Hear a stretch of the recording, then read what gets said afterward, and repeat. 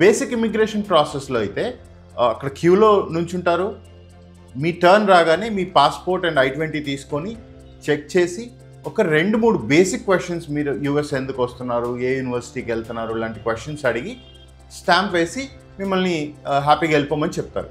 ఈ last 1 week నుంచి ఏం జరుగుతుందంటే more number of students are being referred for the second check. ఈ సెకండ్ చెక్ పడినప్పుడు ఏమవుతుందంటే మిమ్మల్ని ఒక రూమ్లో వెయిట్ చేయమని చెప్పి అడుగుతారు.